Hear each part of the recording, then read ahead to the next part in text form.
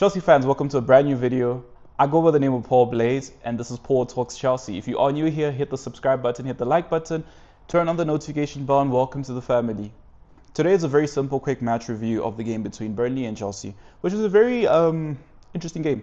Let's get right into it. So to start off with the game, I thought overall the first half was quite dull and a bit boring, a bit of a snooze fest.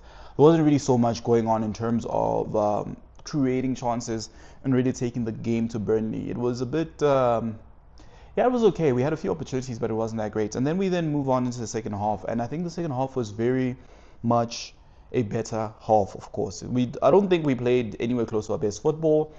In the first half, I noticed a lot of Delap, still showing a bit of rustiness. There was an instance where you could have literally squared the ball to, I think it was Enzo Fernandez. You know, this is days later after I watched the game. My apologies. And there were opportunities where you could just cut back. And, I think the quality what marks a player, even a great striker, sometimes is that, yes, a striker should be selfish, but if you are in a position where you could lay off instead of set up the next person, I say take it. Set up the next person and we score. We move on.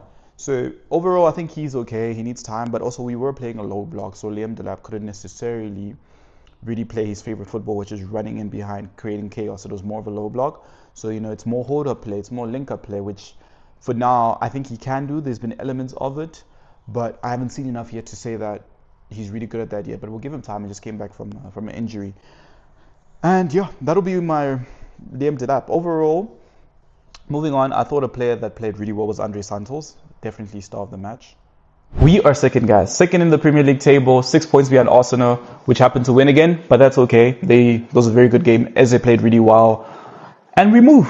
We keep trying. We are second. Every other team lost. Man United lost last night to Everton, which is a game I called. I actually placed a bet and I made a little bit of money from that. I just could tell, even when the red card happened, at first I was a bit nervous after Everton gets a red card, which was quite silly between Ghana Gay and Michael Keane. But anyways, moving on. I didn't understand that, but apparently he said some very foul words because I read an article this morning, and I guess, it set his teammate off and got himself sent off, which made the game quite interesting. I think 11v11, Everton probably scores a bit more, but stand-up performance to KDH, Keenan Dewsbury-Hall, which wasn't really expected. He's been doing well for Everton, I'll give him that. The link-up play between KDH, Grealish, and I forgot the name of the striker, the young striker, was really good. That even when they went down to 10 men, they still played well. But anyways, this is Chelsea show, so moving on. Liverpool drop points. City drops points, loses to Newcastle. Everything is just aligning for us.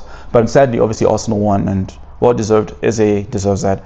If I go back in time, the players I've always wanted in Chelsea at some point that we could have signed a few years ago was always Eze, and another one was João Pedro. At least we got one of them, and we'll see how it progresses. But moving forward, I think the stars are aligning so well for us because we're now up to second in the table, and other teams are dropping points, and this is an opportunity for us to step up, to man up, and continue to be consistent. We have a very big week coming up. We've got Barcelona coming up, and then we've got Arsenal coming up. So those two games, I think, will be really good tests, and if we can come up on top, we can really show our maturity. If we can win both games, I really strongly believe we can win both games. Getting back to the Burnley review, second half we come out and it seems okay. We eventually get a goal. We get the first goal. Second half we come out, we're playing a bit much better.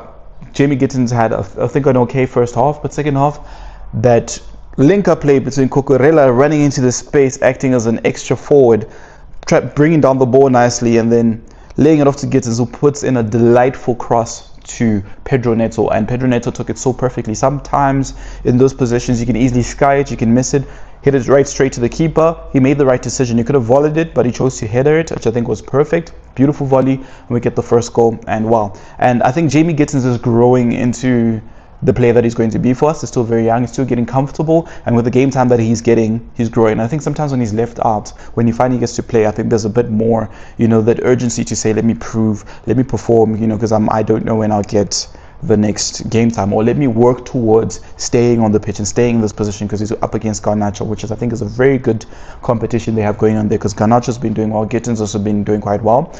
And I think it's healthy competition all around the pitch. Speaking of healthy competition all around the pitch, first off, the reason why we didn't concede was Andrey Santos. Andrey Santos was amazing that game. It felt like Caicedo became Brazilian. It was Caicedo. It was Moisés Santos. Very good performance. was there to, when we were sloppy a bit in the first half, even in the second half, anytime he had to be there to make a tackle, to make a last-ditch clearance, to make an interception, he was always there. Solid performance. It felt like Caicedo was still on the pitch. Probably, I do think Caicedo was a bit faster, but anyways, he looked quite comfortable. Santos looked very, what's the right word I'll use?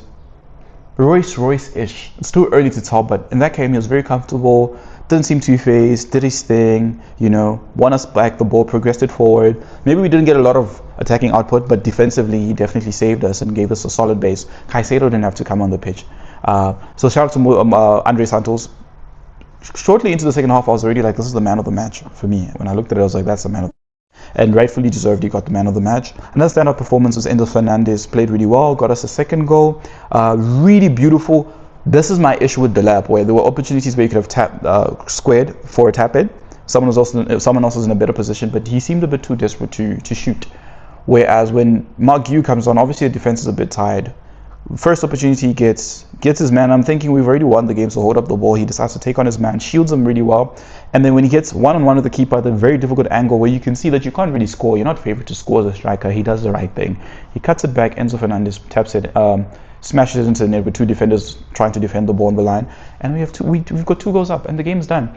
And my thing is, in those decisive games where this could cost us 3 points, or this could cost us maybe the final, or it takes us from going 6 points behind Arsenal to 3 points behind Arsenal, those are the opportunities where I think as a striker, as a number 9, you need to remove yourself and play for the team and just square the ball and pass the ball and let someone else tap it in.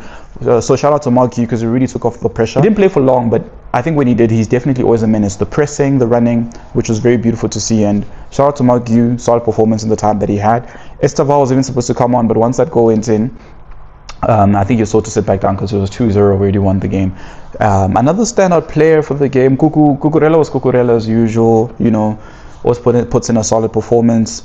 Our back line was, Tossin was okay. I was a bit nervous to see Tossin in the team, but went well. Yeah, it was okay. Sanchez, there was that nervous moment where Sanchez, where the ball's passed back to Sanchez and he just flicks it out, and everyone was nervous, but I've learned to trust Sanchez more, and I spoke about it in the previous video and even the preview. In the previous video I spoke about it, but Sanchez is coming of age and he is doing well, because that for me was composure personified. Yes, he was a bit under pressure, but he flicks it off well, and it creates the second goal. And then from there we're able to progress the ball forward quickly. It's played into Pedro Neto. Pedro Neto runs, cuts through 2 defenders, sees Marc Cucurella make a beautiful run, passes it to Marc Cucurella. Marc Cucurella holds up the ball nicely, cuts it back, beats his man, cuts the ball back, Enzo scores. And that goal wouldn't have been created without Sanchez actually taking that risk. So I saw on social media there's been a lot of and on YouTube there's been a lot of trying to criticize that, oh, why is he taking such chances?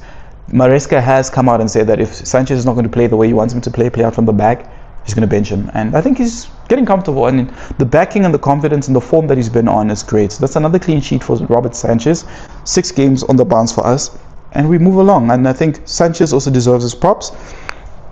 I might be forgetting a few other players. João Pedro wasn't impressed, but also wasn't too bad. He did get into the game in the second half. Still room for improvement there, but overall I think decent game. Reece James got 45 minutes and got taken off probably for the Barca game. I really like the fact that the game wasn't entertaining. The 2-0 was very professional, and that's what you need to do sometimes as a team that's trying to challenge for the title. You know, that's on the way to becoming a title winning team. That's the professional games you need. After international break, you come back. It's not an easy game, early kickoff, and you just get it done. And we found a way to get it done. And one of the other wins, the big wins, for me this was a big win because it's right after international break, as I just mentioned. The second thing is that we got so many players. Caicedo didn't have to step on the pitch. James got 45 minutes, got rested. Estaval's rested. Garnacho's rested. Those are all good signs. We didn't really, Fofana was rested. We didn't really have to do too much. And I don't know if we'll get to see Josh Achiampong play for Barcelona, but everyone will be basically fresh because we have a big week coming up. We have big games coming up, sorry. Since I'm recording this late, we have Barcelona today, later on tonight as I'm shooting this, and then we have Arsenal over the weekend. So, good game. Overall, 2-0 puts us in a very good position. Other teams have dropped points. Chelsea's doing what Chelsea of old would have done. Even in the days where we wouldn't have the best game, we wouldn't start off well, we'd still get it done. And that was the most impressive thing for me. Let me know what you think in the comments about everything I've spoken about. Don't forget to hit the subscribe button, hit the like button, hit the notification bell if you are new here. Come on, you Blues.